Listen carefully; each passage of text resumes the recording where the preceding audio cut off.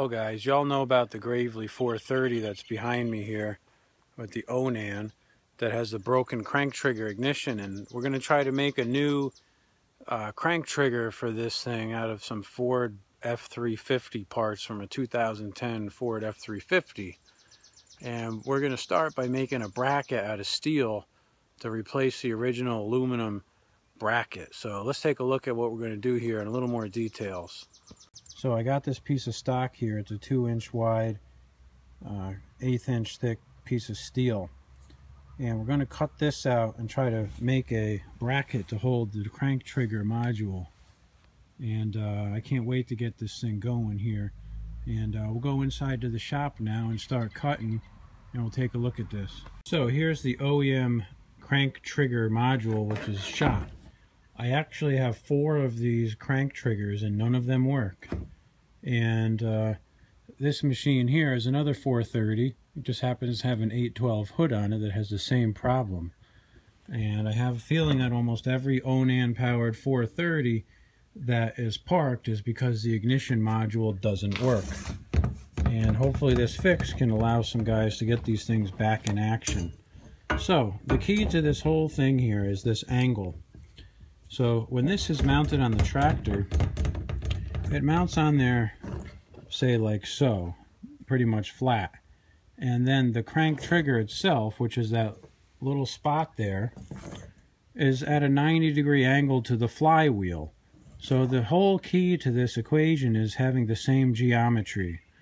So this angle that, you know, these two surfaces mate at is key to what we're doing here. So what I'm going to do is try to make a similar bracket.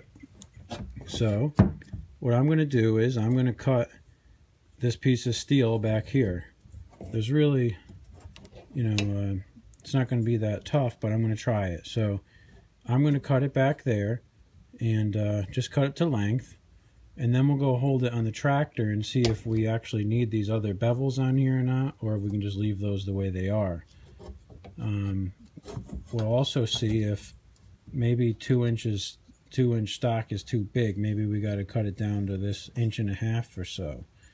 But that will be the first thing that we do.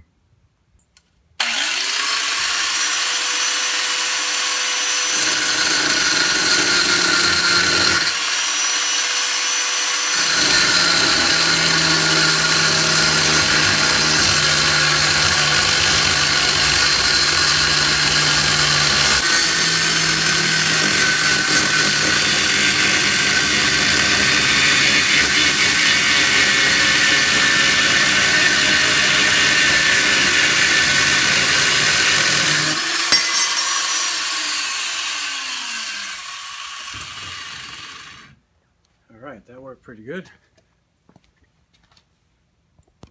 Now what I've done is I've brought this metal over to the tractor and I've kind of mocked up where it would be.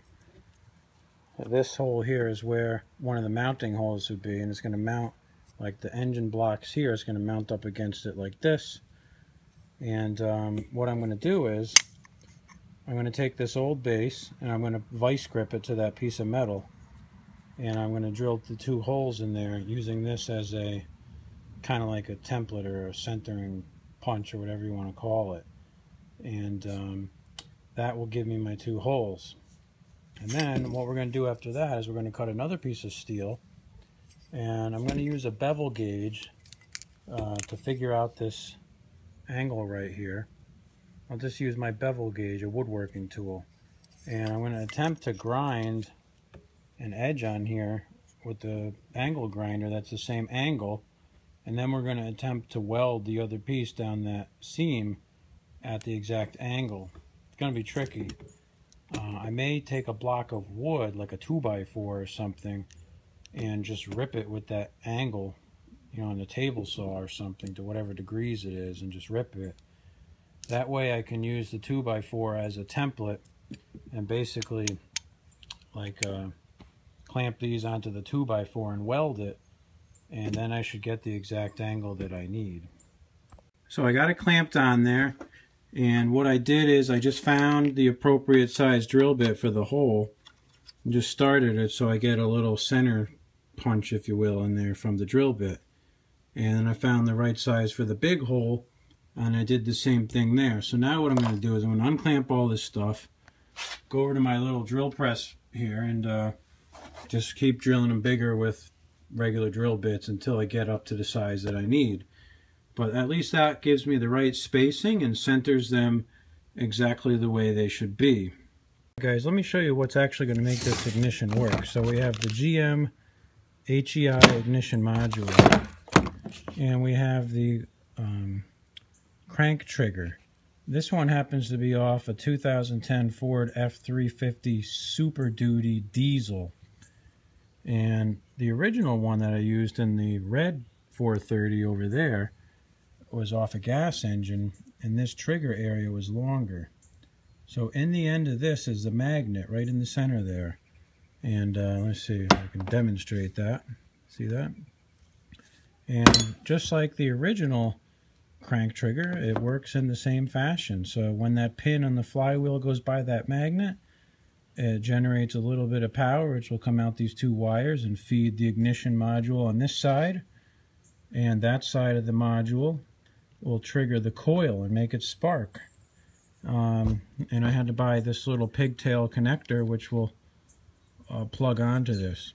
The tricky thing about this connector is it's actually the same one as a camshaft position sensor, and they don't list one for a crankshaft position sensor, but it's the same one as the camshaft position sensor. So what I'm going to do now is figure out how I need my piece of metal to be so that this sensor can line up with that pin on the flywheel. So we'll go back over to the tractor and we'll try to figure that out.